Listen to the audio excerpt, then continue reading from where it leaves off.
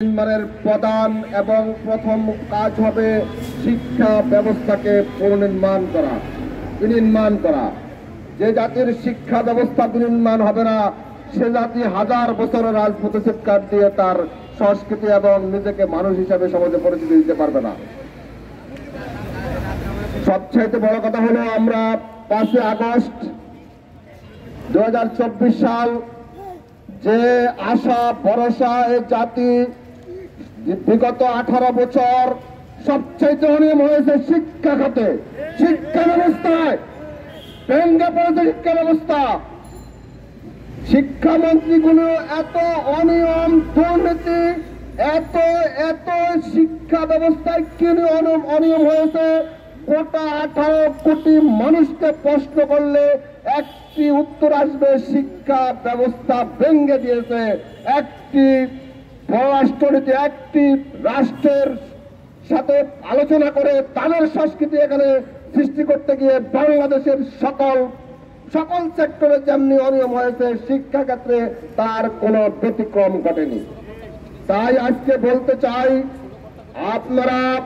আমরা বাঙালি, পুরো বাংলাদেশের মানুষ যে আশা ভরসা নিয়ে রাষ্ট্র বিনির্মাণের, যে রাষ্ট্রকে পুনরায় সংস্কার করার যে আশা মানুষের বুকে ধারণ করেছে, মাননীয় প্রধান উপদেষ্টা সহ রাষ্ট্রের যারা দায়িত্বে আছেন, শিক্ষা উপদেষ্টা সহ সকলের প্রতি একটি দৃষ্টি আকর্ষণ করব, আমরা আজকে রাস্তায় আর দাঁড়াতে চাই না। জনগণ যেন আর রাস্তায় সকল দাবি দাওয়া নিয়ে না দাঁড়ায়। যেহেতু রাষ্ট্র বিনির্মাণ হবে, এই কাজগুলি রাষ্ট্রের কাছে মানুষ আশা করে। কেন মানুষ একটি শিক্ষিত মানুষকে শিক্ষার জন্য আপনারা দেখবেন, অবশ্যই মানুষের এখন চোখ আছে, বিবেক আছে, মানুষ এখন অনেক সচেতন।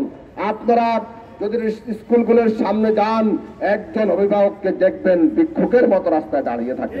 কেন দাঁড়িয়ে থাকে? তার বাচ্চাটিকে স্কুলে ভর্তি করাবে। যদি স্বাধীনতার 55-52 বছর পরে রাষ্ট্রের এই অবস্থা হয়, রাষ্ট্রের বিগত সরকারগুলি কি কাজ করেছে, বিগত মানুষ কি কাজ করেছে?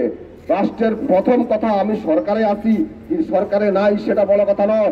রাষ্ট্র আমার কাছে কিছু চায়, আমি যদি এই শিক্ষা ব্যবস্থাকে বিনির্মাণ না করে এতটুকু না দিতে পারি, তাহলে এই রাষ্ট্রের কোনো প্রয়োজন আছে?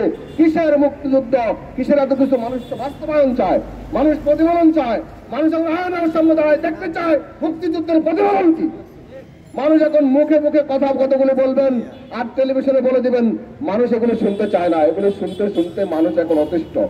মানুষ এখন 5 আগস্টের পরে রাষ্ট্রের কাছে দেখতে চায়, মাননীয় প্রধান উপদেষ্টা, মানুষ বাস্তবায়ন চায়, প্রতিফলন চায়। এই দাবিগুলি আমরা যেন মানুষ রাস্তায় আর এভাবে দাঁড়িয়ে পোস্টার, ব্যানার, পেস্টুন না লাগিয়ে যেন মানুষ আর এই মুখাপেক্ষী না হয়। আপনি দয়া করে আপনার সরকারের বিভিন্ন সংস্থা আছে, আপনি খবর নিয়ে দেখেন স্কুলগুলির কি অবস্থা।